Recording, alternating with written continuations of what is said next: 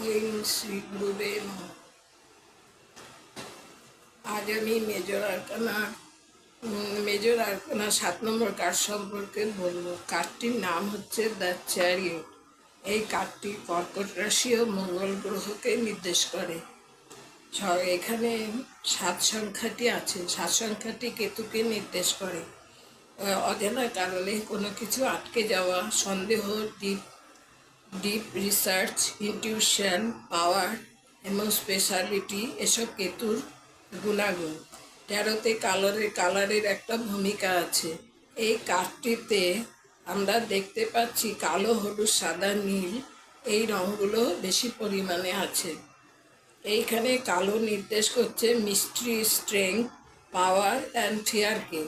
আর হলুদ নির্দেশ করছে হ্যাপিনেস, ক্ল্যারিটি, ইমোশন এবং অপটিমিজমকে। সাদা নির্দেশ করছে গুডনেস, ইনোসেন্স অ্যান্ড পিওরিটি। নীল নির্দেশ করছে emotion, clarity, clear thinking and strength.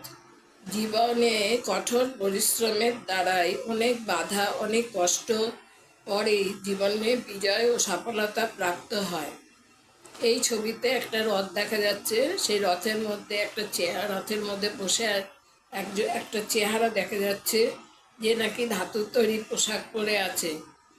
একটি দামি রথে করে যাচ্ছে, তার হাতে একটি আদেশ দেওয়ার দণ্ড।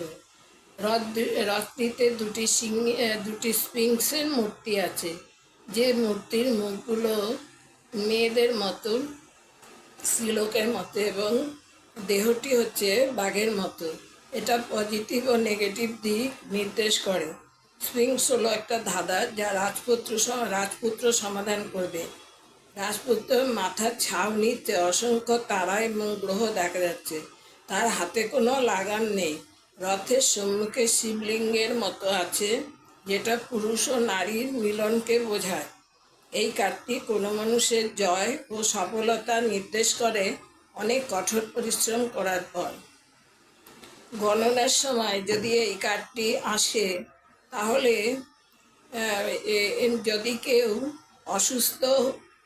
অসুস্থ থাকে, সে কবে সেরে উঠবে, এই কার্ডটি আসলে সে সেরে উঠবে, সেটাই বোঝা যায়।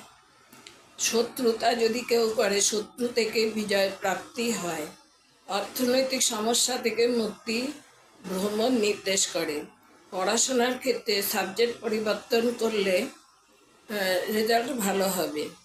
বিয়ের ক্ষেত্রে বোঝায় লেট ম্যারেজ। যে কোনো জিনিস দেরিতে অ্যাচিভ করবে।